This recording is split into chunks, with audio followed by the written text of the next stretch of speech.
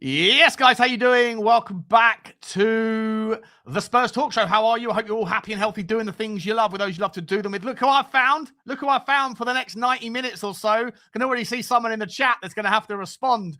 He's going to get a response direct from the horse's mouth. I see you, Clumsman. I see you, Clumsman.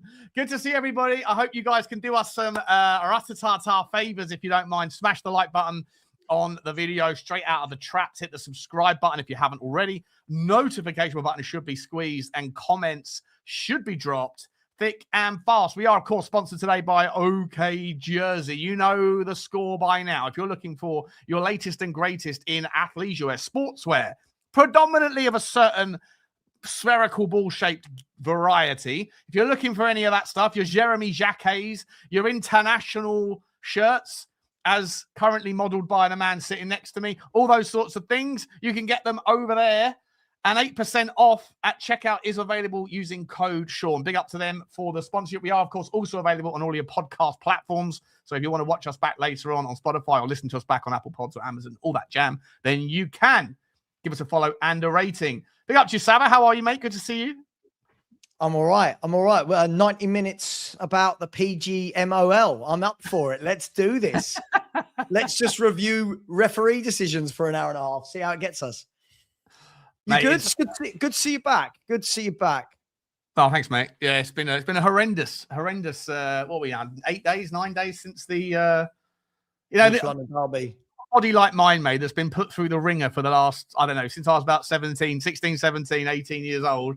And then you get to the stage where you've already been put on, cancer pathways and things. You should really dial it back a little bit, take some measures, appropriate measures to go out. But Spurs fans, we should, we come with a health warning anyway, right? We support Tottenham. We're all going to die younger than we should if we supported somebody local. So don't worry about it. Just keep partying, keep having fun.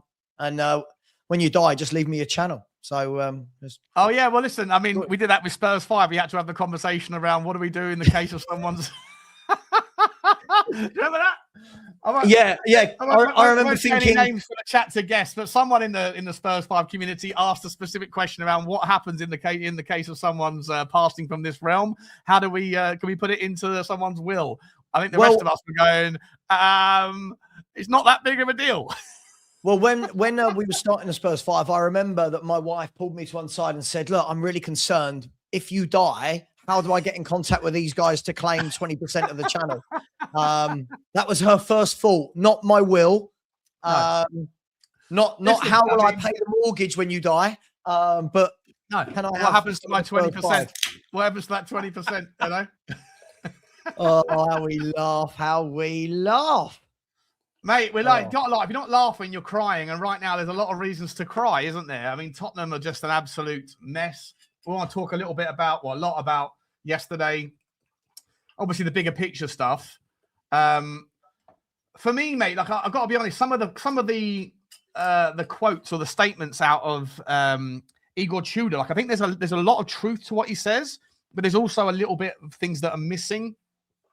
One of the things he said was like, right now, it's not so much about anything more than just we have to find it within ourselves, find that inner voice that says like, no, we're not going to sit there and take these sorts of things on the chin. We have to find a way to manifest a bigger version of, I'm paraphrasing entirely, but the point was like, we're weak in here as a team at the moment. We're small-minded and we let the kind of the way that the cookie crumbles in certain decisions affect us. We're not up to the fight, which is a massive concern and something I genuinely agree with him on, because I look through the squad and I don't see many names on the team sheet that are too familiar with the fight of relegation and the struggle and that combative nature that you need. And those that I think are the guys that have represented that in their career, they're not in the starting 11.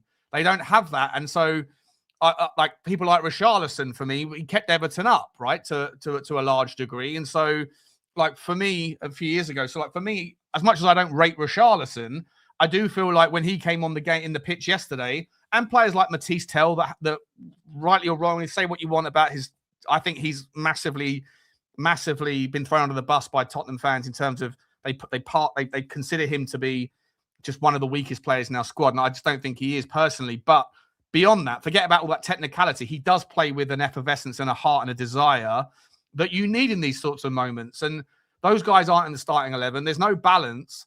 And so whilst I agree with Igor Tudor-Sava on his kind of like the way he distinguished between the tactics and the mentality, and I think he's right about the mentality and that they do have to find that solution and find it quick, I would also argue that there is some quite appropriate criticism, or at least concern, regarding his team selections. And he says tactics don't matter right now.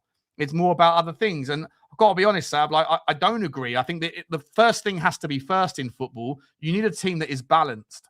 And what the team we put out twice now under Tudor's reign, there's been absolutely zero balance. I know he's got little options to work with, but the options that he does have, he could put out a team that has more natural balance to it. And I think we saw some of the consequences of that imbalance yesterday. What's your thoughts, mate? Yeah, a lot to unpack. I mean, first and foremost, yeah, I mean, Richalison, I don't rate him as a footballer, but you can't deny the guy's heart. You can't deny that when he's on, he will battle, he will fight. He does. I mean, even when he scores a goal, he manages to get himself into a fight and a scrap, and so. It's a shambles that we've got to the stage where we're going, oh my God, Richie has to play because he's got fight, but needs must. I think you're absolutely right. The squad's not been put together with that in mind, with those fighters, those battlers, people that have been there, seen it and done it before. It's, for me, Sean, I think what we need to do as a football club and what Tudor needs to do, I make you right. Listen, I don't rate the squad, so I can't sit here and pretend I do, Sean. And we've had this conversation a million times this season. I can't just pretend I do. But what you've got to do is try and find some form of balance, right? And if that means taking it back to basics, take it back to basics. Do you know what I mean? If you're going to play a back four, fine, play a back four. But why don't you just go back to basics, a 4-2-3-1? Do you know what I mean? So like you can't play a 4-4-2 when you've got no out-and-out wingers in a 4-4-2 formation. You've got no ball-playing midfielder. You're taking your number 10 out of your number 10 to put him out wide on the left where he's going to be completely ineffective. Especially if you're going to play down the right-hand side the entire first half, right? Exactly. You hook him to make way for Mathys Tel. Mathys Tel should have been on the left from the start. Xavi Simons should have been in the 10. Kolo Muani, okay, I know we don't have a right winger, but Kolo Muani could shoehorn there. But you should but also Archie Gray, right? You're playing Conor Gallagher as a right winger that's never played there in his life. You're playing Archie Gray as a left back purely on the presumption just because he's versatile. Therefore, that means he can do any job. No, it means he's a jack of all trades, but it doesn't mean he's any good at any of them necessarily. Play a left-footed left back. You've got one, right? You've got one in Sosa, or play Micky van der Ven at left back. I don't know if Kevin Danso was ready for 90 minutes or whatever, but you could have done, because Micky van der Ven was taking it upon himself to run the ball out 3 or 4 times and got caught every time he tried it from a centre-back spot. If he's going to take it upon himself to do that stuff, do it in a less dangerous position, like a left back. There were other options that we could have put out yesterday in a more balanced system, right? And you know that, yeah, absolutely. And the danger that's happening, Sean, is where we're now changing every single game, there is zero consistency building up at all. Do you know what I mean? So we're all going to expect something different again for Palace, and that will be the 3rd different formation and the 3rd different 11 that this man has picked. And the problem is, as you know, we're running out of games. When you bring in someone as an interim, you're not bringing them in with, I keep seeing people say, "I'll give him time." Unfortunately, when you bring in an interim manager, you're not bringing them in for time. This isn't a manager where you're going, well, they're going to be here for 4 years, give him time, let him work out his squad. The name of the game right now is instant results. And whilst I wasn't expecting a result against Arsenal, I was expecting some fight and a performance. Whilst listen, sorry, really bad fan over here, Sean. I did predict a Fulham win because I just don't think there's a lot there with the players, but I didn't expect that they were going to play us off the park and look like scoring every single time they went forward. And that's what happens when you haven't got a midfield, even though you've got 4 central midfielders on the same 11 in the starting 11. So listen, I'll be honest. I'm not. My opinions on Tudor. I've never really. Well, actually, you probably don't, because I've never really opened up about, did I want him? Did I not? I just said it is what it is. Yeah. But It was strange yesterday. We were all talking before the game, right? That, oh, Sky have got it that Porro's playing right centre half, Van der Ven left centre half, and Dragusin centre back, and we thought it was going to be Gallagher and Gray as wing backs. Then when we started the game and we went to a back four, I'm thinking, well, how are we planning on attacking this Fulham team with no wingers? You're planning on attacking this Fulham team with no wingers, no one in midfield that can pick up the ball and make a pass, and you've got two forwards who they don't create for themselves. They're not those types of players. They need chances created for them. So, look, I thought the whole thing was a shambles yesterday, Sean. I think the whole thing was a mess. I don't think there's anyone that comes out of that, especially from the starting 11, with any kind of holding their head high. But if you start a game with 4 players out of position, you are asking to be disjointed from the get-go. And dare I say it, is this worse than Frank? I'm just asking the question. The 2 games I've seen so far, we look all at I think like, if Thomas Frank was in yesterday, we might have walked away with a point. Maybe. I don't know. It's obviously it's always Monday morning quarterbacking, isn't it? Because the manager isn't necessarily the problem, but the manager also has to take accountability because that's what they're there to do. With Igor Tudor, I had no opinion of him coming. I honestly didn't know anything about him really. So like I was always, I don't know. Do I support the notion that Thomas Frank had to go? Yeah, I do, because I think you sort of lean into this idea that there'll be some level of uplift in the players who, at least some of them, may have down tools to some degree because they don't rate Thomas Frank. And Thomas Frank came out and said, yeah, a lot of the players don't like me. So you put 2 and 2 together and you land on, well, if sometimes it's the new manager bounce isn't necessarily because of the new manager ideas, it's just a fresh face and the fact that the other guy's gone. And so it's not necessarily getting more from the players than they're capable of. It's getting back to something like they're capable of that they otherwise have stopped producing.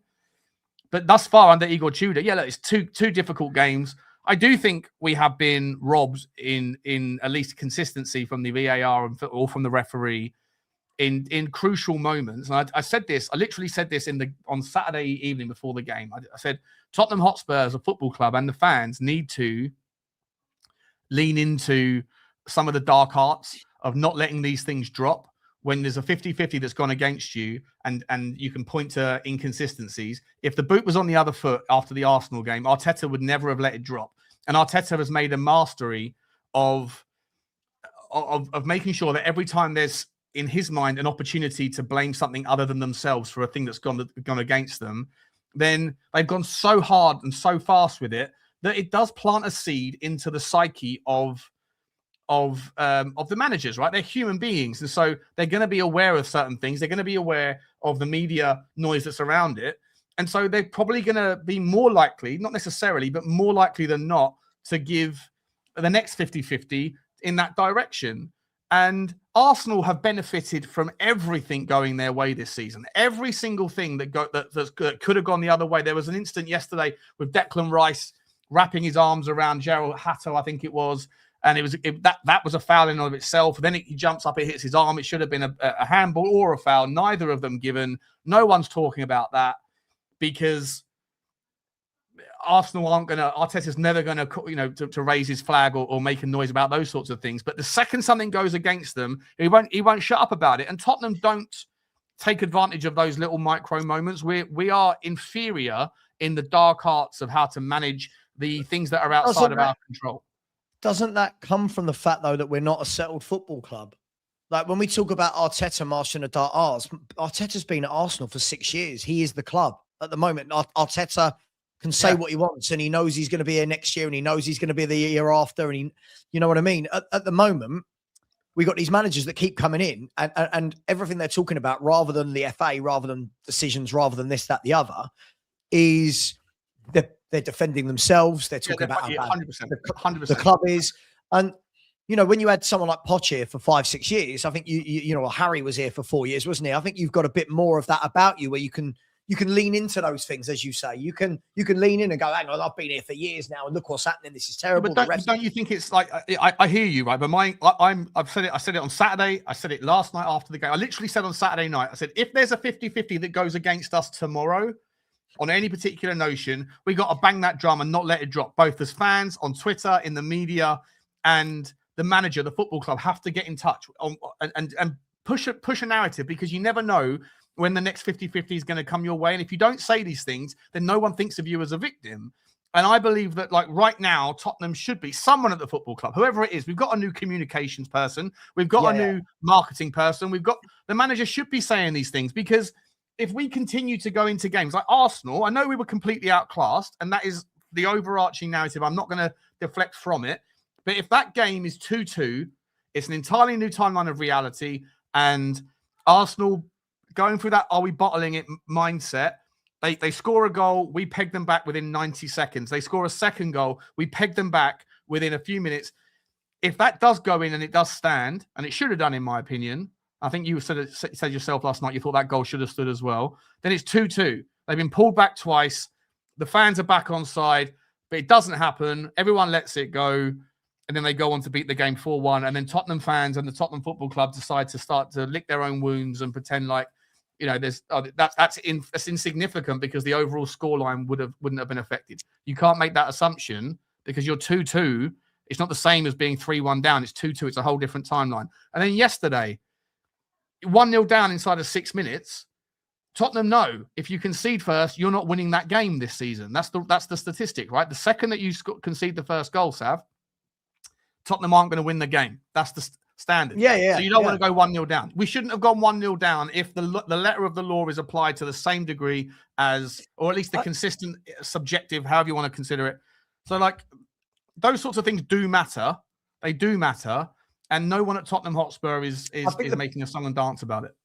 I think the problem is, again, I think it's in the grand scheme of things. I think when you look at what we're in the media for at the moment, or for a few years now, a bit of a laughing stock, bit of a joke, sacking managers, players not good enough, Romero coming out and calling out the owners, and fans fighting each other, protesting. I think this would just get completely lost, Sean. If I'm brutally honest, I think you know the old saying, do something from a position of strength, strength from a position of strength. I think at the moment it will be seen, again, just my opinion, I think it will just be seen as Spurs are worried, Spurs are scared, Spurs are now trying to complain and cry, and it's not their fault. I don't disagree with you in some of the aspects. I'm not really a referee basher. I'm not really one that looks at decisions and goes, "Oh, that went against us, that went for us." I'm not that deep into it.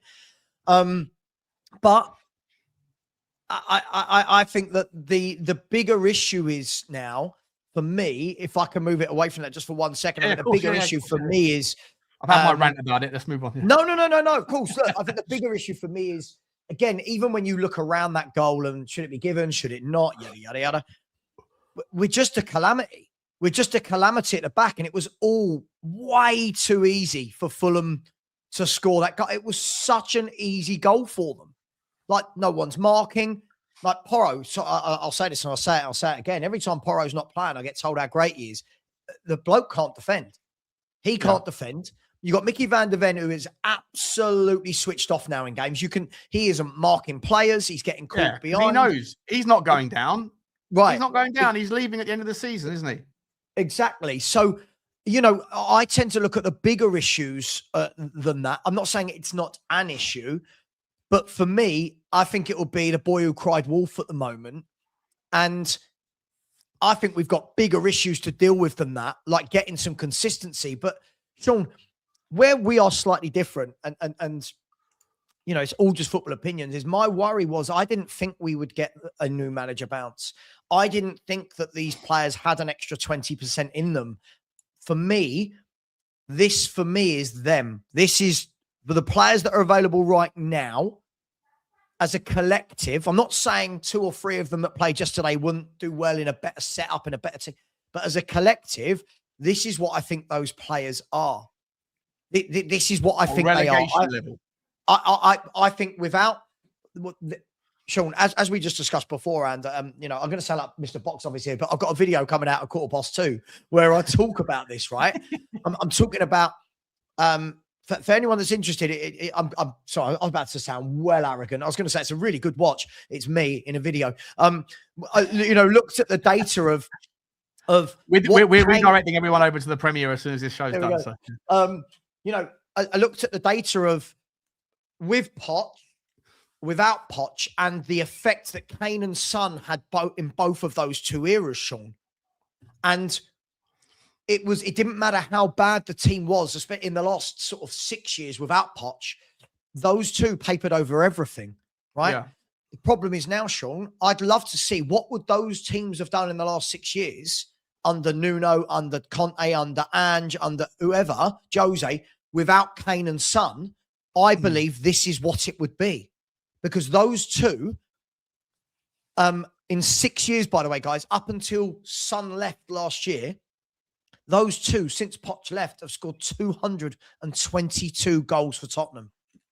We are now in a position where you're looking around this squad going, what have we replaced that? We haven't even replaced... You were never going to replace Harry Kane, right? You would never... It don't matter who... There's no one out there was going to replace Harry Kane. Not that was ever going to come to Tottenham.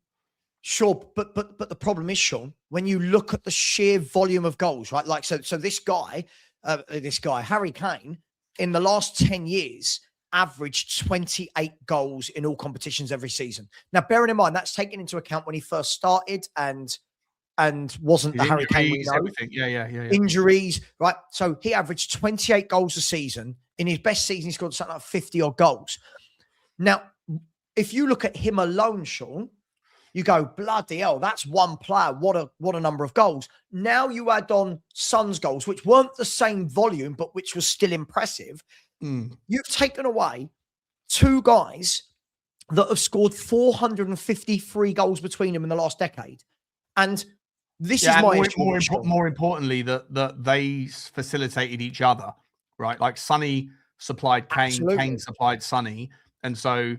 Even when Kane left, Sonny took I know his numbers still look pretty good for that final season. It looked like the wind was taken out of his sails, weren't it? Like in terms of... But the point of it, Sean, the point for me with this is, and this is what I talk about in the video, do I expect Spurs? Can we create a Harry Kane? Yes, because we did.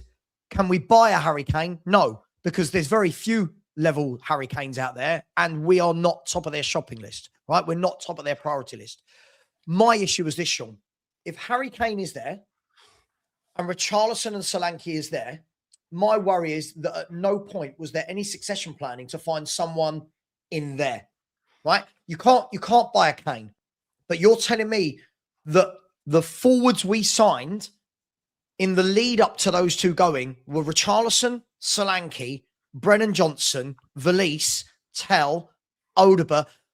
When you look at that, it's horrendous. And I think... How did we not manage to find anyone? So give me an example, because I agree with everything you're saying. 100% I agree with you. Right? And I'm just going to play devil's advocate, though. If you know you're never going to be able to get another Harry Kane, right? If there is no Harry Kane available in the world, I think Harry Kane's the best striker in the world. You know, Erling Haaland, you know, unbelievable, but he was never going to come to Tottenham. So Tottenham, you were never going to find someone, if like you said, to use this thing, Harry Kane here and the other guys here. If you were never going to, if Erling Haaland's here, right, and I don't know, the guy who left, who went to Atletico Madrid at City is here. Well, like Alvarez, yeah, like whoever, right? Like, there's no chance that Tottenham are ever going to get anyone here or here. Maybe you could have found better than Richarlison. I think you could have done. Maybe you could have found better than Solanke. Maybe, but it's still like margins above where they are, not really that close. On that basis, if the reality of the situation is that you were never realistically ever going to replace them to the same standard, I hear you about the choices that we made have been catastrophically weak in terms of going down the youth path, and these guys aren't ready and they're injured all the time, all this nonsense.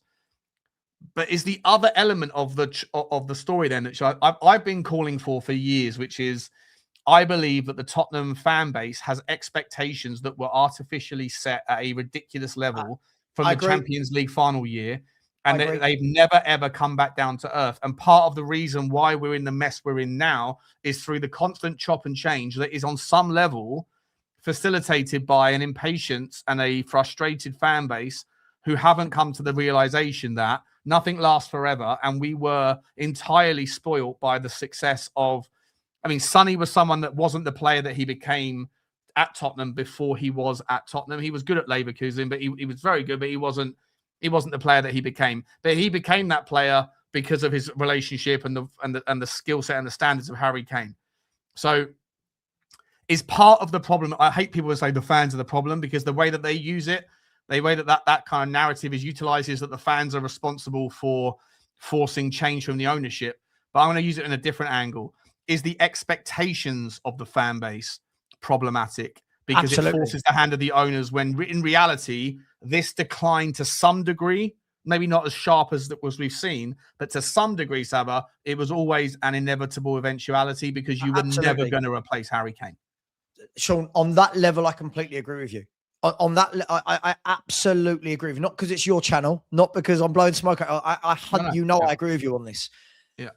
The problem is we had such a good team under Poch, for example, anchored by a Harry Kane, that we all thought that was the norm, Sean, and it hadn't been the norm.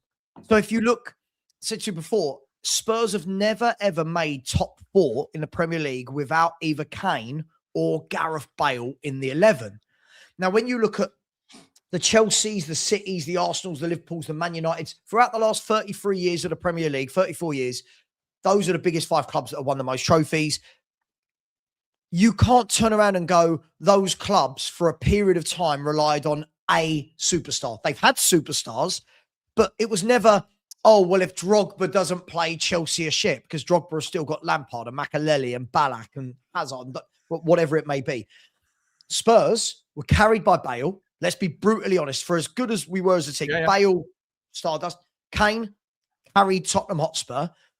And the problem was, you're right, that put the expectation in that now, 2nd, 3rd, 4th, whatever it was under Pochettino, this is now the norm. This is the standard, because of that 2-3 year period, that we are one of the best 2-3 teams in the country, and we should be competing every year. Now, this is where I split it slightly. This is where Tottenham had a decision to make about how we want to run the club and what we want to do, and succession planning and building a squad, and Poch's famous, oh, we bought the house, but we haven't got the furniture and all that kind of stuff. But the expectations are unrealistic. At the beginning of every year, Sean, you and I will go on during the summer, we'll do shows, and we ask people for their predictions, and people will go, I think we finished 3rd. I think we finished 2nd. I think we finished 4th. I think we can compete. I think we're better than Chelsea. I think we're better.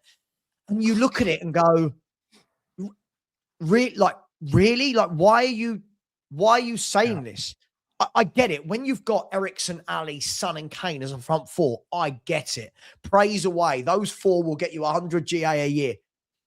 But people are still doing it now, Sean. People are still going, why aren't we competing with Arsenal?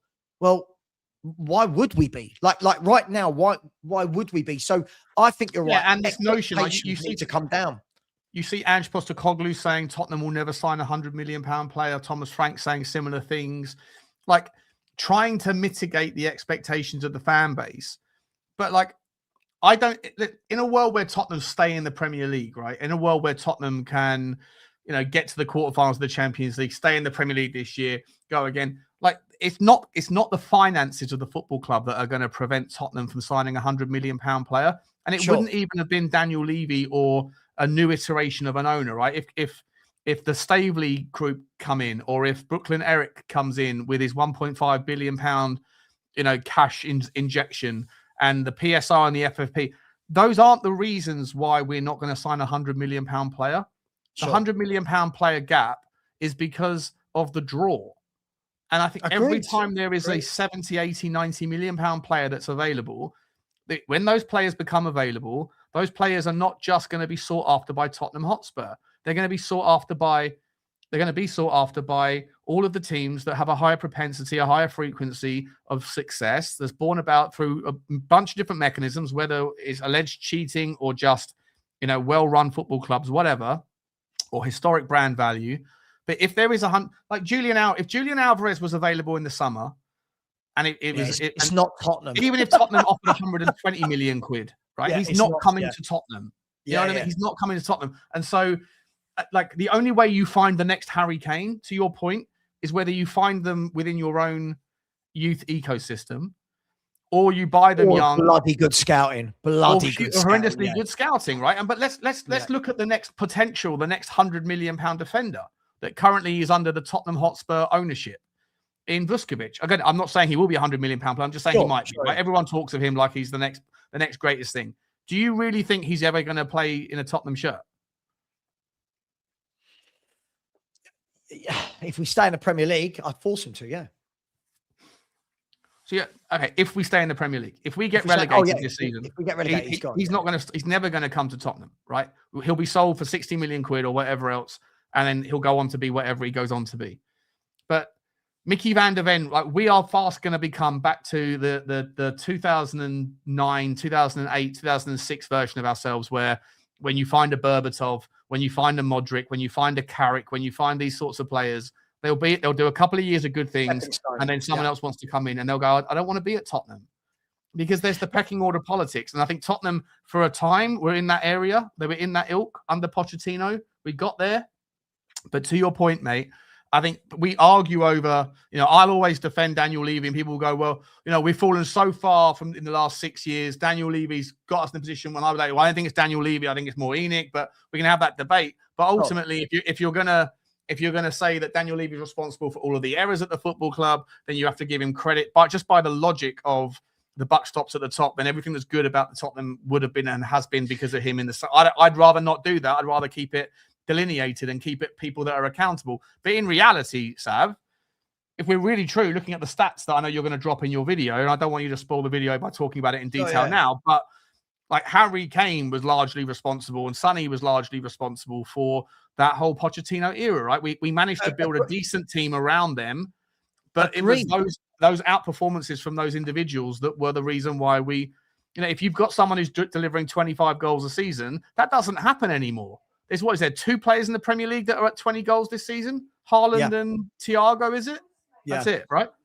But this is it, Sean. There's so much to it, right? I think the £100 million point is right, and I think people in the chat are slightly confused. We're not saying every player Spurs sign has to be 100 million. We were just going to the point that Ange said Spurs won't be in a position to buy a £100 million player, and Sean's right. When a £100 million player becomes available, Spurs can show all the will in the world, all of the desire, all of the ambition to be in that conversation. But that player's scout, that player's agent is probably going to be like, sorry, no, this guy's worth 100 million. He's got Arsenal on him, Liverpool, Bayern Munich. It's not just a Tottenham thing, by the way. It happened to Newcastle all summer, didn't it? Newcastle was 5 or 6 times this summer gone. Right. Of course. I think, look, this comes down to a number of things. First of all, how the club has been run. Somebody in the chat just made a really good point. When we put that team together, you look how cheap Alderweireld was, how cheap Wanyama was, how cheap Ali was, Ericsson. You can do it like that in that era. In this era, you don't pick up players like that for £11 million anymore, right? But to do that, you've got to have brilliant scouting. To have brilliant scouting, you've got to have a philosophy. You've got to have a structure in place. So, for example, we can say with Igor Thiago at Brentford, oh, look at Brentford. Brentford have picked up Igor Thiago. What a good bit of scouting. The difference is Brentford are a well-oiled, well-drilled football club with a really good scouting network. So they knew that Ivan Toney was going. So if everyone remembers, Igor Thiago, we're only seeing him this year because he missed the entire last season through injury. Right. So they scouted him. Thomas Frank said this in a video before. They scouted him knowing that Ivan Toney had said he wants to leave the football club. So they've gone out, scouted for their system, for their setup. That isn't luck.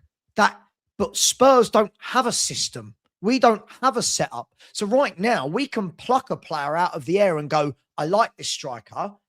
But again, what system are they coming into? What 100%. Ethos?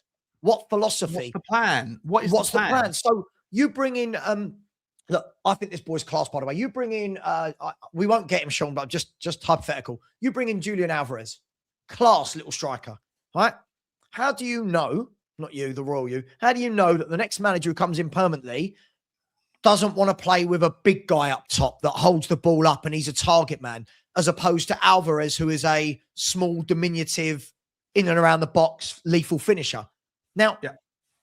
that's the problem. If you've got a manager that's your football club for years, they're dictating, you know what I want, go and buy what I want. You know how I play. You know my philosophy. Right now, every player we bring in, they're being brought in, even players I don't rate, I'll say I feel sorry for, because we're bringing players in with no Tel. Let's use Tel. I don't rate him particularly as a player, but what did we bring him in to the club in mind for? What's Conor Gallagher on the other end of the scale been brought into the club for? What position? What strategy? What formation? What's Simmons been brought in for? And this all, I hear you on that. This all falls into the bracket of the wider picture of go and spend money all you like. If you don't have a plan, right, you've got to temper your expectations as to what the football club can achieve. Brentford, Bournemouth, Fulham, these are very good clubs that will bounce between 8th and 12th every season, right? They're not there through luck. They're there through design. They're there through very good planning. Yeah? Not through having... compare their revenues, you compare Sure. Fulham's revenues and Brentford's revenues to Chelsea's, right? It's chalk and cheese. It's like day and night. And yet Fulham go about their business. I think that there's a lot of differences between the football clubs, right? That the scrutiny around, like Chelsea can throw money at everything. I mean, they've just published their accounts or about to, and it's obscene the amount of losses that they've got, right? And they're obviously utilizing very clever, sophisticated accounting mechanisms to do what they're doing. But ultimately, like, you know, the two ends don't really meet, but they have owners that are willing to kind of to chew through that and to figure out a way to make it make sense for them in the long run, whatever. Yeah. But that's built around a philosophy that eventually there'll be some assumption that they'll be consistently in the Champions League. However, you look at the likes of Fulham and the likes of Brentford, they're only a couple of points away from Chelsea and over the course of the season thus far.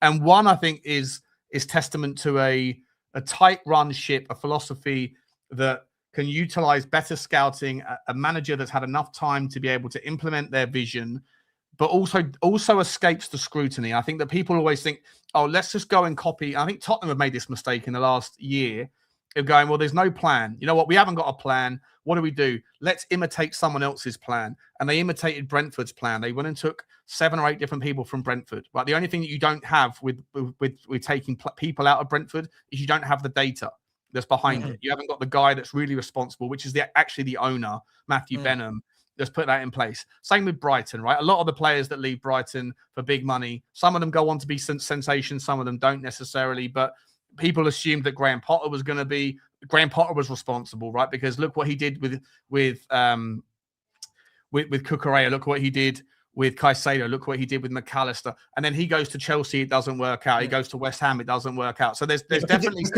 it's all put in place for where he is at that time. Yeah, not exactly. Yeah, absolutely.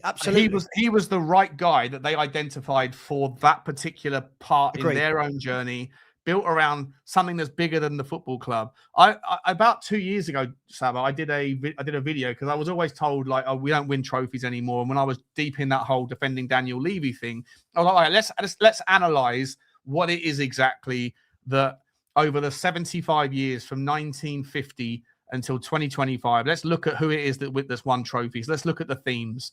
And I went and looked into just domestic, and I split up into 25-year tranches. And there were themes that money's definitely important.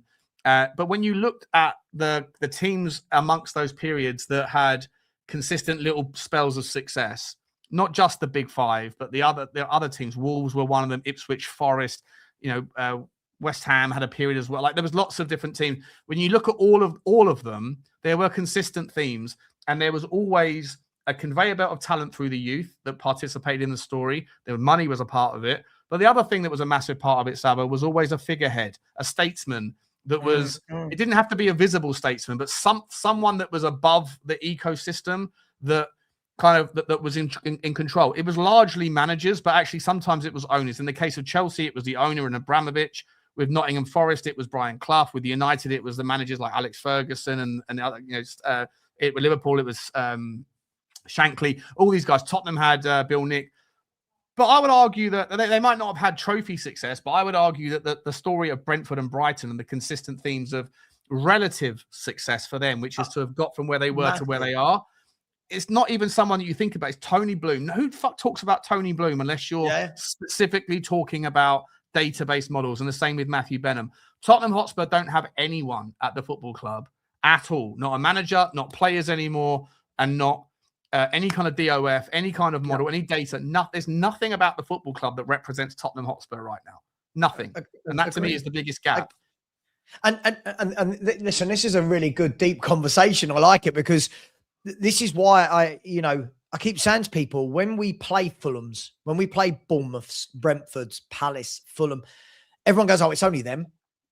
It's only them. We should be beating them. And I'm like, well, hang on. But these teams have worked out what they need to be, and again, Sean, successful. They've worked out. And what fans don't understand, this is why I hate the argument of, yeah, but he's not a winner. So forgive me. If you use Thomas Frank, for example, you would say that Thomas Frank at Brentford was massively successful as part of that club's era, right?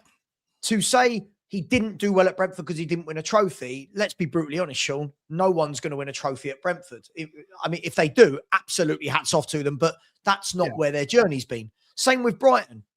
Not yet. But they might. It will start with a Carabao Cup. No, sure. If they get there, great. But you get my point. Those managers, when they're bought into those clubs, aren't judged by that fan base or by those owners of, oh God, he was here 4 years, he didn't win a trophy, he was shit.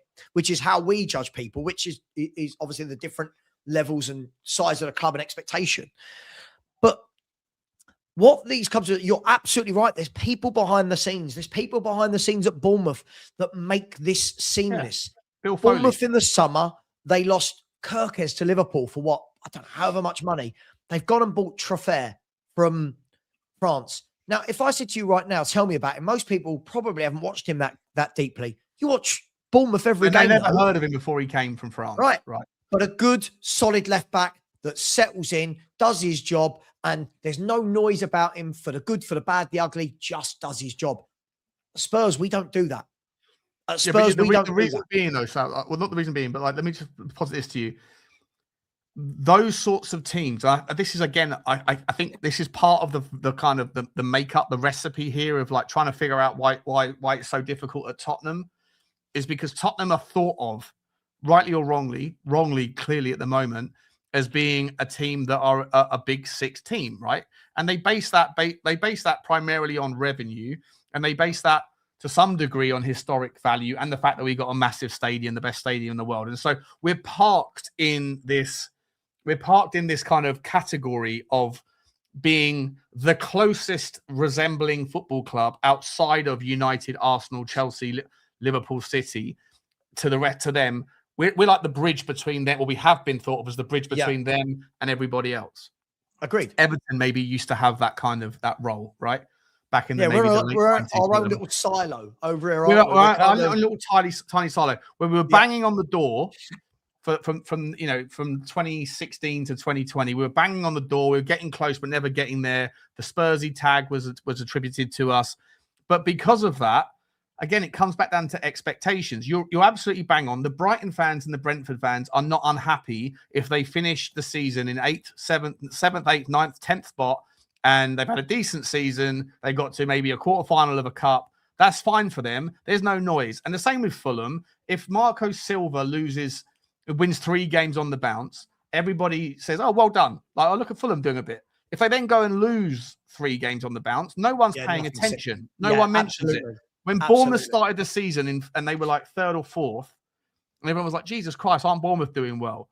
They then went on to lose or to not win 12 games in succession. But no one noticed that until about 6 games or 7 games into that decline. And no one was talking about Iriola out, right? No one was talking about Iriola out. No one talks about Silva out. No one talks about these managers going out. Like right now, Brighton have had a terrible run. I haven't seen anything in the mainstream media of Hertzler was under pressure, and this is the difference, right? So let's use yesterday's team for example, yesterday's opponents as an example. Fulham know what they are and they know what they're not. Fulham know that they will lose their best players, the same as Bournemouth, the same as Brighton, the same as Brentford, right? If Sunderland produce a superstar, they will lose that. You know, for example, look at their centre half, Ballard. Just for example, if Ballard has another great year next year, suddenly all the big clubs will be sniffing around, and Sunderland know they will lose Ballard, right? That's the football food chain. But what these teams are so good at is, because they're so well run, is their succession planning. So right now, bet your bottom dollar that Brentford are looking at some of their players, the likes of Kevin Schade, right? The likes of Igor Thiago, the likes of Damsgaard, and they'll be going, right, we know what's coming in the summer. Yeah. We know, there's going to be bids, whether it's this summer, next summer, we know there's going to be bids. They're going to be scouting already. They're going to have fingers in pies across Europe and across world football right now for who are the next footballers that come in, right? And this is why, if you are a brand new manager, the dream is to pick up a Bournemouth, is to pick up a Brentford, is to pick up a Brighton, because they're so well run. Yeah. Now, Tottenham you're going to get handed players that you know are going to fit. The fact that you're in there, the fact that you've been hired, means that your system doesn't need to change to accommodate the new club. And you know that they're going to provide you with players that are going to fit what you want, because the only reason you're there in the first place is because you do what they have already done to some similar extent. Everyone fits a jigsaw piece. Everyone fits it. They bring in players that might not have the biggest name. They might not be heard of. They might be £3 million, but they fit the exact mold of what they need for that left back, that DM, that right winger. And the problem is, Tottenham, yes, on a higher scale, but for the size of the club, have never done that. We've never built that. So you look at the types of players we bring into the club. No one can tell me, and I always have this conversation with Lubo, no one can tell me what currently is a Spurs footballer. When people go, oh, I like him, he suits what? Yeah, what? I agree. We've had 6 different managers in 6 years that have 6 different tactics, right? Yeah. We go from 10 men behind the ball to 10 men in front of the penalty area of the opposition. We've gone from wing backs to back 4 to back 3. And this is what I keep saying to people. If we all as a fan base take a step back and stop this silly point scoring about Tudor versus Frank versus Ange versus Conte versus Jose versus Nuno, if we stop doing that and actually realize none of this is going to change until we actually have a philosophy where you go, okay, for example, where this would have been applicable, Sean, when the first big player went from the Pochettino 11, which was Carl Walker, right? If that had been a Brighton, a Brentford, or whoever, right, they would have known the next Carl Walker, who won't be Carl Walker yet, but is Carl Walker-esque. They would have had him ready to go. Carl Walker light. Yes, Carl Walker light. Carl Walker from Timu, who will grow into Carl Walker from Harrods, right? They would have that ready to go, right? Yeah, Spurs went, oh, don't worry, we'll just put Trippier in there. Now, I'm not saying Trippier's a bad player, but nothing in the same ilk as Walker. So what happens is the way that Spurs would be playing with Walker bombing up and down the lines with that pace, with that power, right? With that recovery, suddenly the new player going in doesn't play that way. And those small things completely change the style of a way a football team plays. So he went, then Dembele went, and Dembele was the main fulcrum that made us... Other clubs have this ready to replace. Have you ever seen a boat that's got like storage in the hull? If the storage isn't like locked down and tight, then a boat, if it is locked down, everything's cool. A boat can get past rough seas, right? But if suddenly something comes loose, right? If a rogue wave hits you and it smacks the boat. If a little bit of luggage, a little bit of whatever that's in the hole suddenly gets dislodged, and then the weight transfer in the hole gets out of sync with what it's supposed to be, all of a sudden the boat's going down, right? The boat can still look like the boat, and the seas can look choppy, and sometimes you can get through other times. But if there's something internally that's in the weight distribution at the bottom, if that gets dislodged, then it might all look the same, but it isn't the same, and you're going to have problems on your. I completely agree, mate. If you don't buy players that are going to be the next iteration, then you either have to change the iteration of what the whole team is, and that requires a pivot, or you're going to have problems.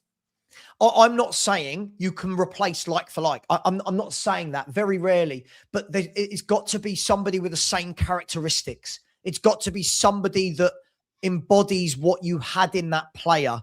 So, for example, when you lose a Dembele that knits the team together, you need to buy another midfielder to replace him who has that similar style of comfortable on the ball, likes to take control, can drive forward. And they're going to thrive because their skill set suits what it's like trying to, it's square pegs round holes, right? You could go and buy, you could go like, I don't know, going from Trent Alexander-Arnold, that sort of wing back, like Liverpool probably could have taken a Pedro Porro, right? And it would have fitted. Maybe not to the same degree, but Pedro Porro could have possibly thrived in that environment because he's not dissimilar. But then moving to something entirely different means that you're right. Like, he can't do what the last guy did. So then you have to adapt to him. He might be he might be £100 million right back at Liverpool. But if he's got a different style to his football capability, then because of that, either the entire team has to change its shape, and if so doing, then the other 10 players are suddenly asked to do things that they're not used to doing. If you lose a Dembele, you can replace him with someone that's the same value of player, but a different type of player, and then the entire rest of the team can't carry on doing what they were doing because he can't do what Dembele did. Or you go and get a player that's like Dembele, but a fraction of his value, a fraction of his skill set yet. But if you ask him to do the same thing, the other 10 players don't have to change. And then that player can grow into it because he's there to do a job that he's familiar doing. Continuity is half of the battle. Right. And if you change style all the time, you're going to end up with no continuity. And then all you're going to end up with problems. Look at Man City. Similar players, different profile, right? Fernandinho passing over the baton to Rodri years ago, right? Fernandinho, the main midfielder, sat in there, did everything, didn't have the passing range of Rodri, but slowly but surely they brought in Rodri, who started to slowly get more games than Fernandinho, and before you knew it, right, Fernandinho's going because he's got older. Rodri, you're now the main guy, right? And this is what these football clubs do. They have the succession plan. At Tottenham, I don't even know anymore what we're succession planning from.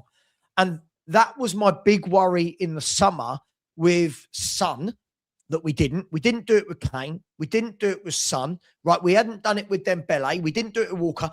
And all of these main cogs that made Spurs a top 2, top 3 team during that Pochettino period, they're not there. So when people say to me now, I get this all the time, people think football's black and white, Sean. They go, on paper, we've got a better 11 than Bournemouth. On paper, we've got a better 11 than Fulham or Palace.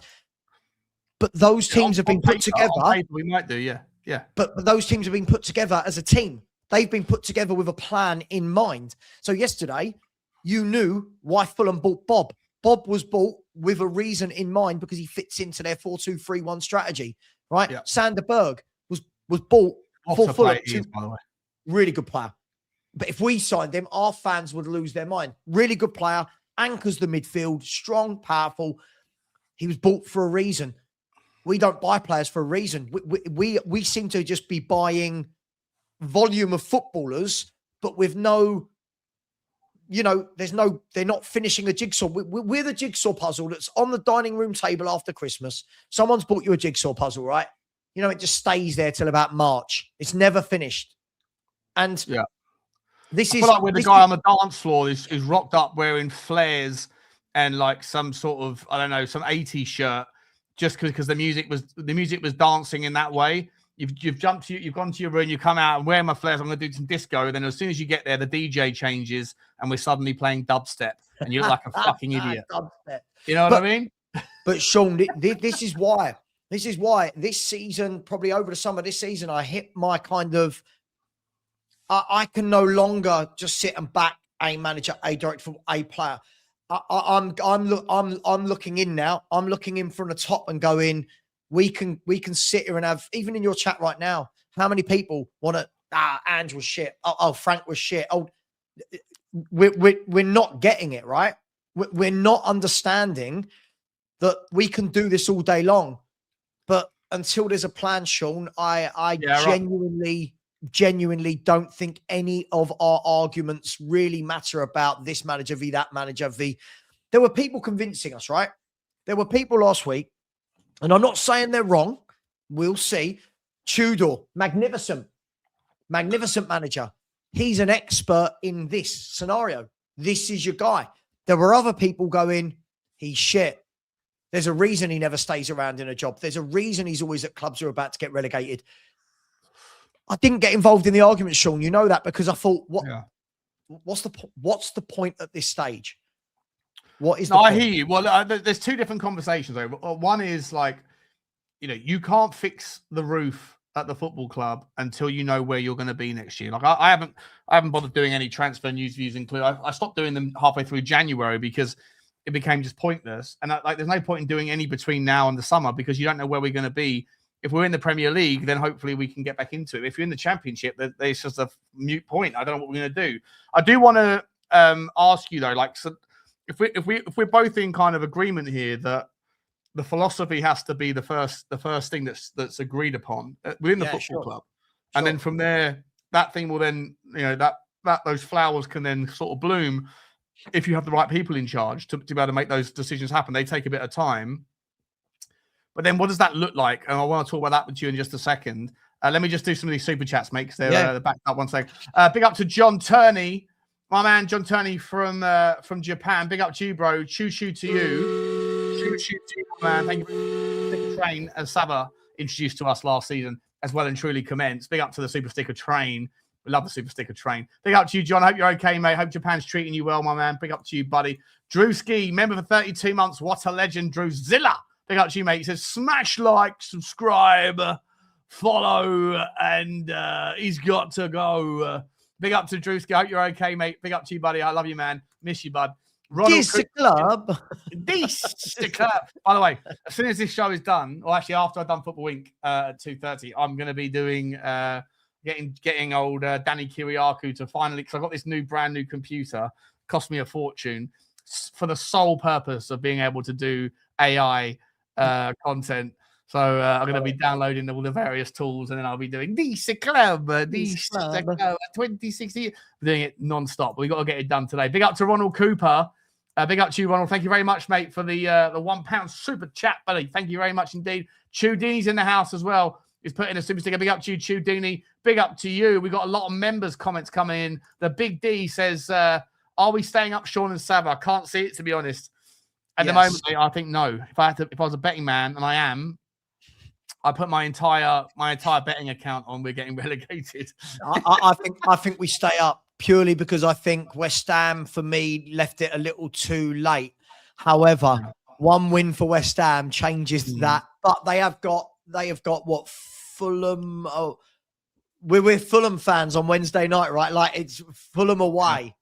Fulham away. Mate, this week's football is insanely bottom half centric. Fulham, West Ham, Tottenham, Palace.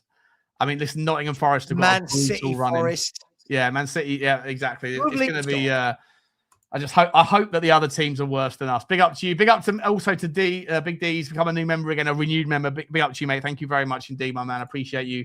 Appreciate you very much. Dermatron has come in and said, "Guys, it's getting worse at Spurs. What are we doing?"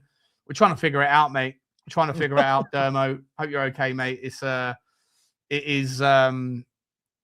It's shocking how bad we've fallen, mate. Big up to you, buddy. I hope you're okay.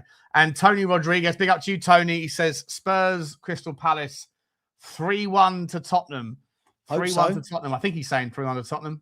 It'd be nice. I don't know where we're scoring our goals from, though, mate, at the moment. That's the most terrifying thing. Big up to you all, guys. There's 750 people here. Appreciate you all. Don't forget to smash the like, smash subscribe. And don't forget to get over to Football Heritage TV. When this show finishes in about 40 minutes, no, maybe not even that much, half an hour, something like that, we are going to be sending you over to Savas. He's got his well-worked statistical breakdown of Tottenham's predicament with Harry Kane and Sonny's absence. So looking forward to seeing that. And then straight after that, Football Inc. at 2:30, I think, guys, just after 2:30, me and Johnny are back at it over there. So make sure after you've watched Savas show, you come over and check us out over there. Just quickly as well, the Animals come in with a super chat. Big up to you, Animal. from Australia. Big up to you, mate. I thought I'd pissed off the entirety of Australia with my comments on Ange Postecoglou a couple of weeks ago. I've never seen, Sam, I'll tell you, I've never, in my life, doing Tottenham content, I've never had a video that's had more dislikes than likes ever. And the video clip that I put out from a live stream of me having a crack at Ange Postecoglou, oh, hell. I mean, I got to be entirely honest, Sam. I'll come to this super chat in a second. I love Australians, right? I love them. I spent the happiest years of my life in Australia. I love their work-life balance. But when I was in Australia, I learned about a little thing called tall poppy syndrome, which is a very Australian name for a thing that they do, which is when there is an Australian sportsman who has success young in life or in their whatever, and they get a little bit cocky, a little bit above themselves, and they get a little bit too, like, you know, rat-a-ta-ta, they chop them down, right? As soon as they do something wrong, the Australian media and the population, they go after them like the British Army would break down young recruits. And they break them down mentally so they can build them back up. And then when they have their redemption arc, it happened to Leighton Hewitt. It happened to like Kyrgios, the tennis player. It's happened to golfers. It's happened to loads of people, loads of even Australian footballers. They chop them down at the knees, and then they let them have a little bit of humility, and then they build them back up. Apparently, that doesn't exist for Ange Postecoglou. Apparently, if anybody has a crack at Ange Postecoglou, you are finito in the eyes of Australians. And I love Australians, but the amount of abuse that I got recently is unbelievable, Sam. I can't make a video about anything without an army of Postecoglou fans talking about Ange. Like, the video will have nothing to do with Ange, and every comment, and I've got to the stage now where I'm blocking them, not because they're rude, but because it's so bloody boring. Like, but Ange is like, oh my God, but Ange, we're just rewriting history. It's almost as though we didn't finish 17th last year. People are making out like we sacked a manager who finished 4th. Listen, we were shit last year as well, people. Let's not pretend we weren't. So weird. It's like you can't. The only people that are allowed to have a crack at our boy, and by the way, he's actually, I know he's Australian, but he was an import to Australia, right, when he was a child because of problems in Eastern Europe or whatever, Western Asia, whatever you want to call it. But the only people, you're not allowed to go after our guy. We can do it. We will tall poppy the fuck out of Ange Postecoglou. But you, Butler, you Sava, how dare you? Do you know what? Two things. One, isn't Ange Greek like me, right? Second of all, what I find hilarious is this is the equivalent of us going on to Swedish podcasts, right? Crack at Graham Potter. And going, how dare you have a go at Graham Potter? How dare you have a go at our Englishman? I don't get it. Honestly, what I've learned from YouTube over the last 5, 6, 7 years, whatever, people seem to have more affiliation with one person, whether it's a player or a manager, than they actually do with the football club. And I find it so strange. Like, everyone reminds me every day, Ange won a trophy, right? Sorry, did I forget? Like, Ange won a trophy. So did one day Ramos. What should we get him back? Like, what are we? Yeah. Honestly, it's so weird. I have no problem with that. I'm just reacting to the geezer that got paid £8 million by the football club for his payoff, who took absolutely no responsibility. People were like, Butler, he did take responsibility. He accepted the fact that he shouldn't have gone to Forest. I don't give a fuck about Forest. I'm talking about what he did to my club. Yeah, see, do you know what? The thing with, sorry, just go on a tangent, watching the overlap with Ange Postecoglou.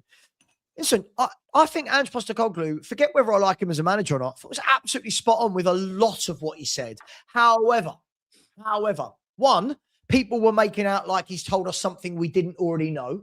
We absolutely knew what he was saying because we've been Spurs longer than he has.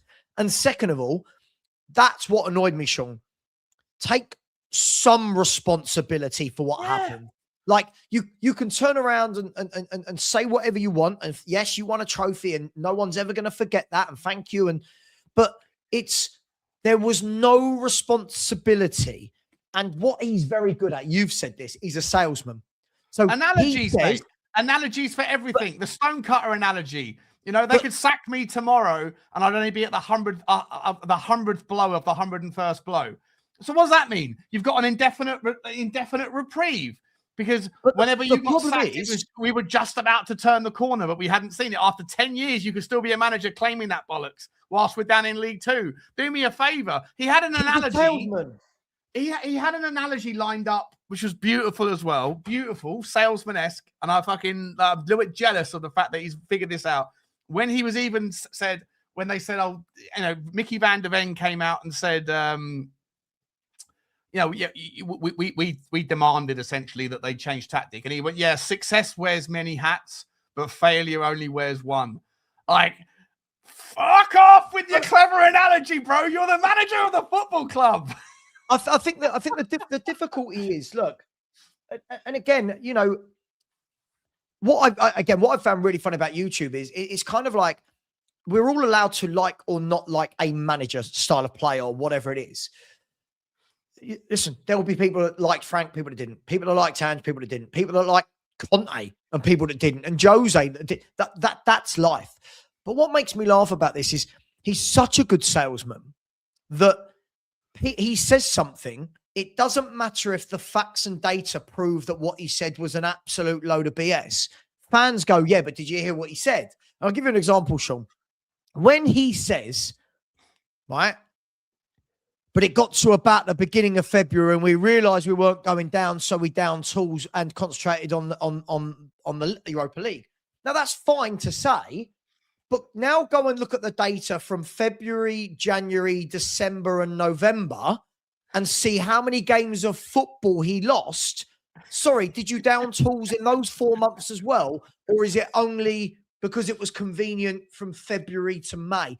And that's... Dude, as someone that has managed and worked with, literally, I'm not even joking. I'm not saying this in any kind of flex, okay? But like, I was in charge of sales training for Google and a sales manager for like that, for a complex product. I traveled around the world. I trained literally thousands and thousands of people on how to sell and doing this product, right? And it doesn't matter where you're from in the world, you meet the exact in the English speaking world, at least, you meet the exact same personalities in sales. You meet people that don't worry about the fucking noise. They get on with their job and they smash it. And those are the sorts of people that get a little bit more grace given to them. If they don't want to turn up to a Monday morning meeting, they're like, cool, bro. I know you're going to do your numbers, so it's fine. You do you, right? And then the other people that don't do anything go, that's not fair. Like, how about fucking pull your fucking weight? You know what I mean? Stop coming up with excuses, accountability. There's the same everywhere you go. And I know a salesman from I can smell them from 1,000 yards. And I love salespeople because everyone's a salesman in life generally. But he was an absolute master. A master of deflection, a master of reminding people of the value and ignoring or dismissing or undermining the lack thereof. And that's what he was. He's a fantastic salesperson. And you know what? Those things were necessary in Champions League or Europa League finals. But in the games against the Burnleys and the Ipswiches or the fucking Leicesters or whatever else, those things, you need a bit more, I don't know, substance to your offering. And I don't think he had any. The fact that he turned up by himself and went, oh, fuck it, I'm going to wing it. I mean, he's a winger. He's someone who wings it, you know? And he did very well for himself. But I'm not going to sit there and pretend like it isn't what it is just because he's from a certain part of the world. I'm not doing that. If he was Swedish, no one would have a problem with me saying that shit. But because he's Australian, people do. The worrying thing for me is I've never seen a manager that gets talked about so much after they've gone. Do you know what I mean? Like, I feel like you look at Pochettino, right? Whatever people think of Pochettino, second, third, fourth, Champions League finals, but all right, he didn't manage to get over the line in it, but some of the best football fans had seen, coached players really well. Probably a lot of Spurs fans will say it's the best they've seen Spurs in the Premier League era. Mine was Redknapp, but hey ho. I don't see this guy getting talked about as much as Ange. And the funny thing is it doesn't matter. If I turn around and go, look, thanks, Ange, I really appreciate you winning us a trophy. Nah, you hated him. You can't want that trophy. And you're like, When it's not did your the trophy, world- Sav. You didn't want him. But when did the world get so childish? Now, I'll tell you, this is how you know it depends on the eras, right? And how long people have supported Spurs. Sean, you will remember, because you're roughly my age, right? You will remember when George Graham was appointed as 43. Yeah, I'm a little bit younger than you. A little bit younger. All right. I mean, but you would have been alive at the time, right? George Graham You was would have been appointed. a year above me at school, I think. So we would have probably had a problem with each other, you know? Yeah. George Graham comes in and takes over Tottenham Hotspur. And again, a lot of these new fans, a lot of these younger fans won't understand for this era how it was, right? George Graham, who had won multiple titles at Arsenal, playing mundane football, right? Because the song wasn't it, 1-0 to the Arsenal. George Graham comes to Tottenham. We all remember that era. Straight away, nearly all the fan base hated it, didn't they? If you remember, nearly all the fan base are going, what is this? What is this? George Graham, his negative football. Oh my God, look at the way he's going to treat Ginola. Look at George Graham gets us to a League Cup final, right? And there are 45, 50,000 Spurs fans at Wembley. By Georgie this Graham's era, blew my army. Georgie Graham's blew my army. Right. So by this era's definition, all of those 45, 50,000 Spurs fans that went to the final and cheered beating Leicester in the final, I was there. Not allowed to celebrate. Not allowed to celebrate because you didn't want George Graham at your football club. Exactly. My mind's blown on how. Logic doesn't logic, mate. This doesn't logic. It's so weird. Listen, thank you for winning the trophy, Ange. Unfortunately, you were diabolical in the league. You had to go. We've moved on.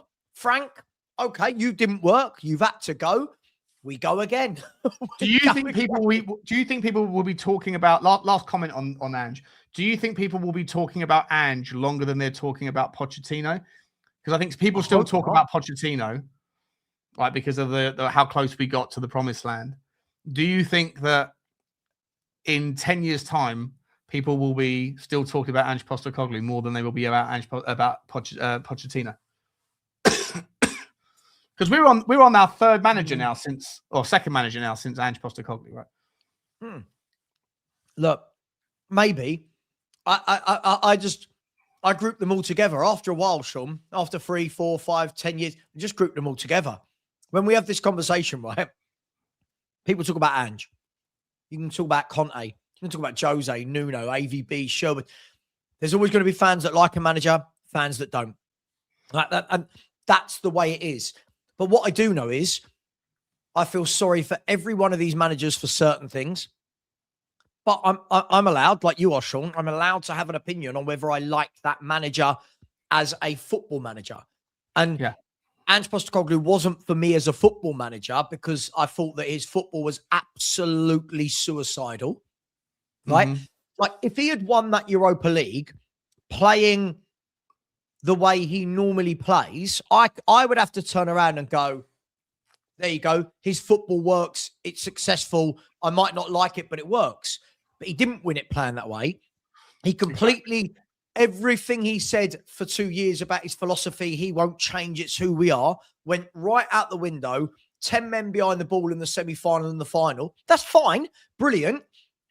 But unfortunately... It wasn't even him that came to that conclusion. No, sure. But it was the players underneath him who said, Ange, come on, mate. So had he not had that conversation, had Micky van der Ven and Romero et al. Not had the stones to say to Ange, mate, we got to do something different here, there's every chance that we wouldn't have changed. And then there's every chance we wouldn't have been having this conversation, right? So like he would have been sacked for losing the final and then finishing 17th. And then it would have been, there's nothing here to talk about. But Ange doesn't sit there and say, he doesn't deny that conversation happened, but the way that he spun it was, again, brilliant salesman. Success wears many hats, failure only wears one. I.e., success wasn't down to just me, it was down to everyone, but I'm the only one who's considered the failure. And it's unbelievable. The analogy king, the 101st stone cutter thing, like, if you've got any brain cells between your ears, like you must be able to acknowledge that there is a hell of a lot of spin in the revisionism of how that whole thing turned out, right? Listen, I don't mind that. Look, at the end of the day, it is what it is. I've just never known. We are now in March, and we are in just as shit a position in the league as last year. And I get people messaging me every day going, this is because we sacked Ange. Well, what do you mean? We were in this position last year. Like, this isn't, whether you like Frank or not, we're not in this position. How many points did we have after 30 games or 20? What are we on? 28 games? 33. We had a few more points. We had 33. We had a few more points. We did. But for me, I just find the whole Frank v Ange v Conte v, I find the whole thing is so redundant for the bigger picture of the football club, Sean, which is why I said to you, and I promised you, and I stuck to it, I'm not making an opinion on who the interim is. And I'm not going to have it. It's much easier, Sava. It's much easier. Much easier. I saw the amount of abuse that you were receiving for daring to have having a positive. You have to be able to, like, again. And let me just get this super chat down. This is from the Animal. This was 10 minutes ago. Before, you were the trigger for the Ange segment here at the Animal. He says, "Loving the show, Sean. You and Sava have great chemistry. Appreciate that, mate. I love Sava. Sad that Sava is leaving. Any chance of a fortnightly show together? Sava can't disappear." The Animal, Sava's not leaving anymore. There's been some change, but I'll let you. Yeah. Look, for anyone, because they'll say flip flop. At the end, I'm meant to be starting a new gig in my life in April. It's been pushed back a bit, stroke postponed. I'm still trying to get that, but at the moment, it's up in the air. But we'll see. Anyway, that's my personal life. Blah blah blah blah blah blah. Big up to you, Animal, for the super chat, mate. I appreciate the feedback. Nice. Can I just say, there's one comment I want to address, because I find this is a really interesting talking point. So if you look at Luca 14 at 153, what I love is when people make statements like that with absolutely no evidence or grounding behind it. And what I mean by this is those who were big on Frank's appointment had a total disregard to the effect on the Spurs dressing room. Hang on, this is the same Spurs dressing room that finished 17th last season, but with some other goal scorers in the team. You're saying now we're seeing it play out. We're seeing it play out exactly the way we saw it play out last season, Luca 14. The difference this season is that the bottom three, or one of the bottom three, aren't as bad as last season. And if you know what I mean by that, Sean, last year, the bottom three had tailed off early doors. Right, so none of them could stay up. This season's different because they're fighting back. Right, this season, West Ham, if West Ham were 10 points worse off than they are now, no one's talking about relegation. And that was the situation last year. When you're saying deflection, I don't understand what deflection, this whole right versus wrong deflection. All I know is it wasn't working under Ange. It wasn't working under Frank. It's not working under Tudor. So at what point as a grown-up, Luca 14, do we have to turn around and go, maybe we need to move away slightly from the manager conversation and go, what are the bigger issues here? But fans like you just want a point score because your manager finished 17th. The manager I did want in left us in 15th at the time or whatever. What does any of it really matter, mate? I think that's the thing. Like everyone in the I've been saying this for ages, right? Like, everybody in the comment section, like they either like you or they don't as a content creator. And even if they like you, people have got their own problems going on. People have got the world's a mess, right? Everyone's stressed out. No one's got as much money as they probably had doing the same thing a few years ago.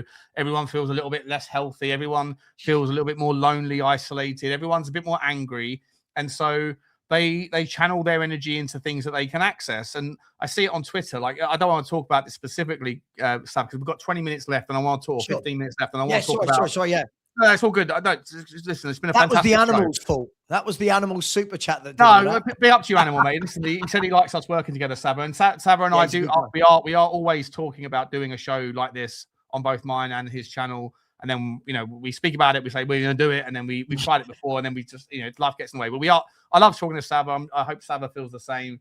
There's always some good conversations. But I do want to get, for the last 15 minutes, I do want to talk about the solution, right? Because the obvious outcome is Sava is right. Sava has been saying this for a long time. It doesn't matter who the manager is.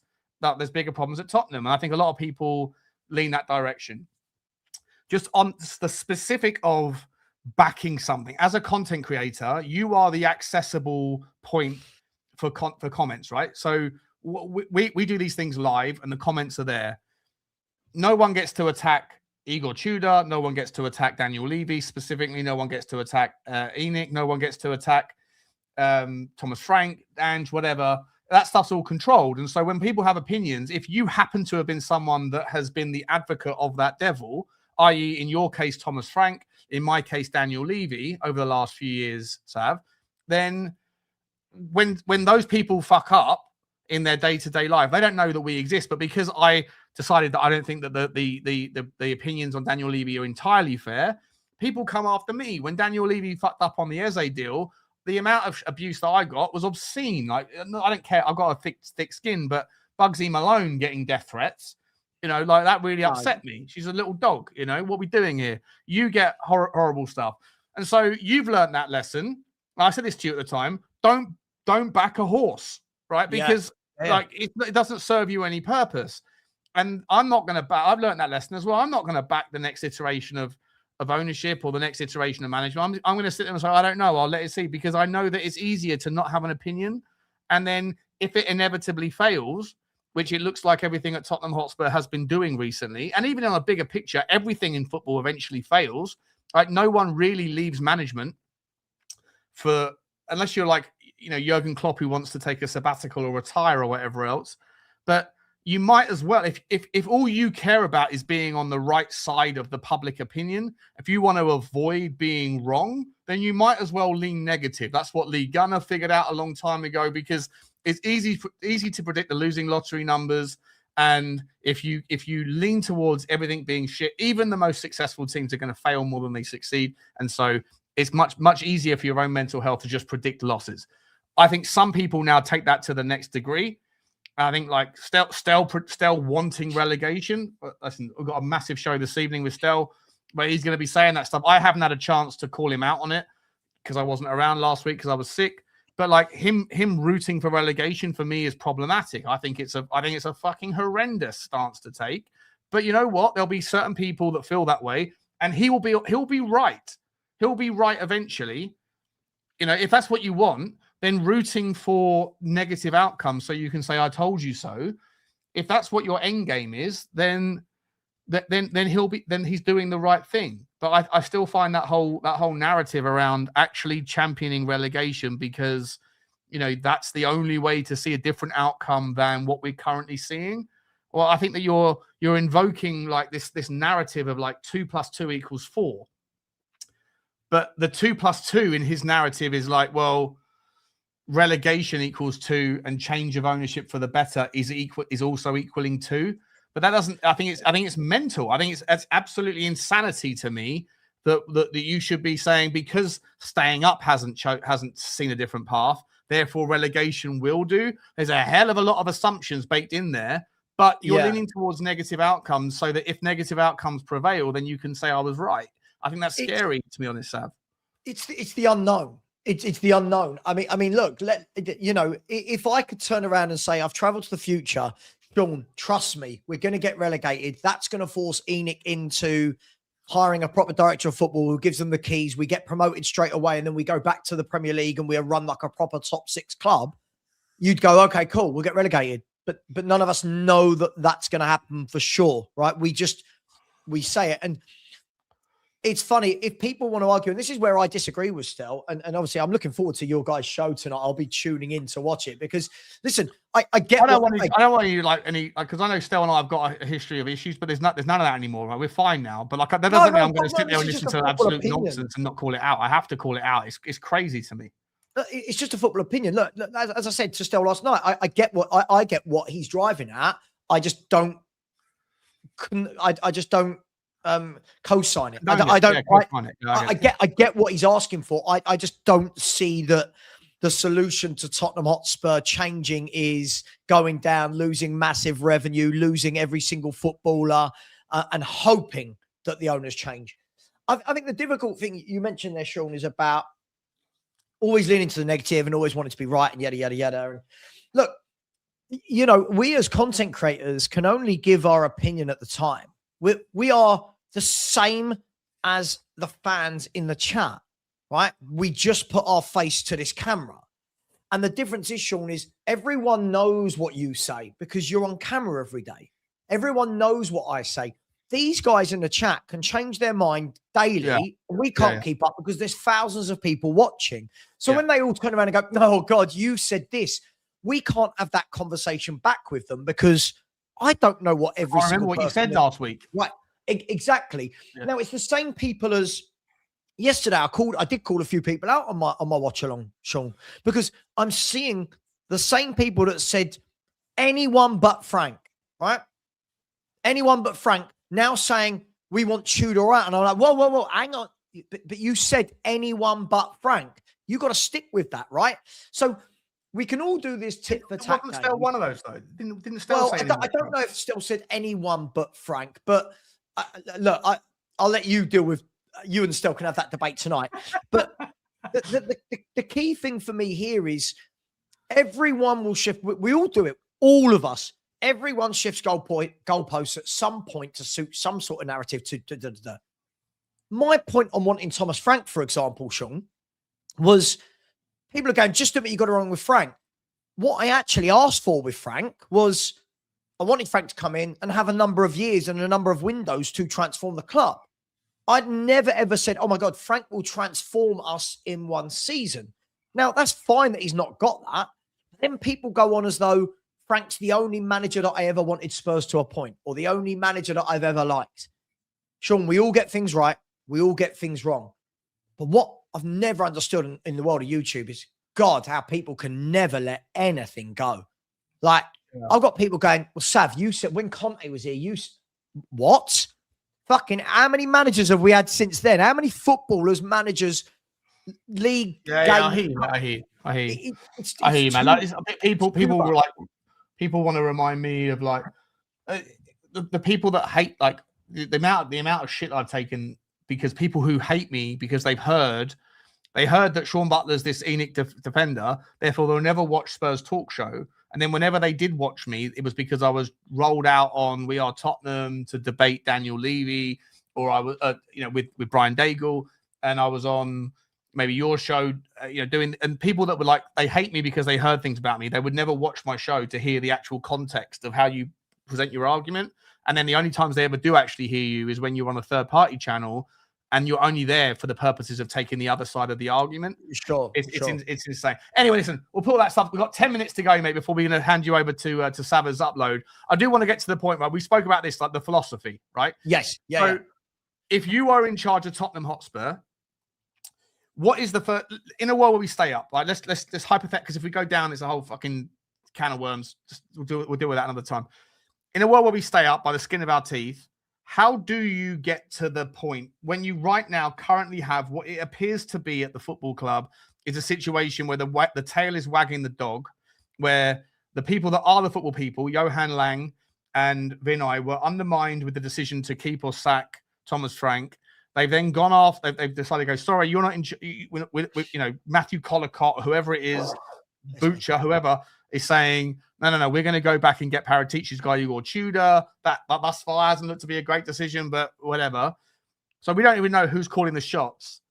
If you were in charge for the next, 100 days at Tottenham Hotspur, in a world where we stay up, how do you employ this narrative of trying to get towards this system where Brentford and Brighton and other teams bigger have an ecosystem that at least the philosophy is decided upon?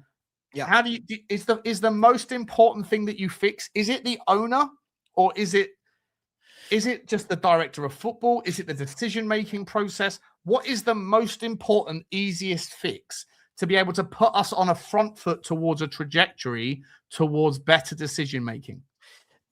Look, in an ideal world, again, hypothetically, we stay up, right? Which I think we will. In an ideal world, I would love new owners and to try something new. Obviously, your grass is greener and all that stuff, but ideal. But realistically, Sean, when we say this as fans, we say it as though it's a really easy thing to do, to sell something that's worth £4 billion, right? So let's be brutally honest. If that's not on the cards, let's assume we're going in with a sane ownership. For me, I have not changed my mind for years. What this football club need to do is they need to get somebody they're going to give the keys of the castle to, a football guy at the top that runs all football operations. This guy has the transfer budget. This guy gets to hire the manager. This guy gets to hire the scouts. This guy gets to get the final sign off on players as long as they're within the club's budget, which obviously that is what the owners will control. But a guy that comes in and we go, right, you've got 5 years. Here's your 5-year contract. You got 5 years. You're in control of this, right? We know this might take a couple of years to sort out, but you are in control now. And we want this guy to come out and tell us, let me build this football club for you, right? There's going to be pain. I know Spurs fans don't like. There's going to be pain. Let me build this for you. Let this guy make all the decisions on who comes in, who goes out. Forget what's popular with the fans. Let this guy build it. Let him bring in a manager with the same philosophy that he wants to implement at the football club, the Spurs way, right? Let him bring in a manager that goes on that journey with him. Yeah. As fans, we take a step back and go, right, we know there's going to be some pain. We know we might have a mid-table finish for the first year or yada, yada, yada. And then we've got to see the shoots, year 1, year 2, year 3. Until we implement that guy, I'm talking about a Ralph Rangnick. I'm talking about... Is that the guy you'd back, right? Because he's currently in charge of Austria.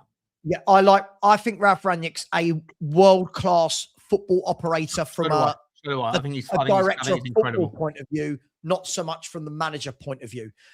But you've got to give the keys of the castle to one person and let them run with it. Because at the moment, we haven't got that. And until we have that, we're going to have these rows every year. Has to be right as well, because if you did that with Johan Lang, we'd be fucking fucked. Absolutely. Right? And that's why if we stay up, they know they need to go big. They need to go cap in hand to somebody and go, what are you getting paid by this club? You're getting 2 million a year as director of football. Here's 5, right? Here's 5 million pounds a year, right? Your budget is 250 million pounds a year, plus whatever you sell. Yep. Here are the keys.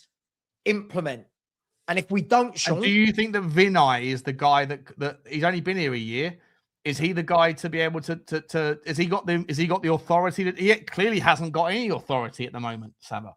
Right? Because he's already been undermined on the pursuit of what's the next best thing after Thomas Frank. He obviously put he put all of his kind of eggs in the Johan Lang basket, decided to agree with him on everything, and there's been a catalogue of errors in decision making. They decided not to get them.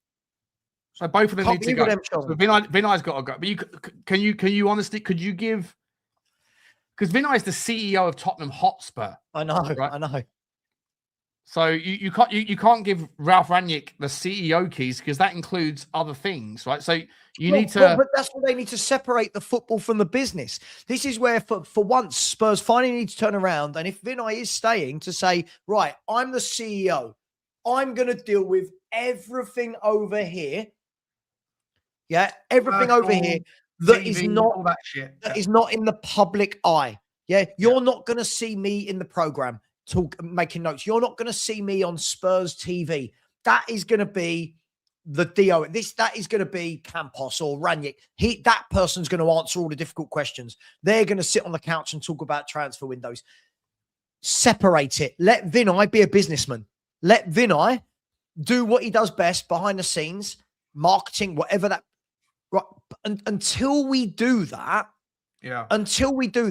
this is just going to keep going round and round. We're going to hire managers, right? They're going to have good spells, bad spells. We're ultimately going to blame them because we're all football fans. We all do that. We're all guilty of it. Until that happens, my point is, Sean, that's why I don't care who the next manager is until they do that.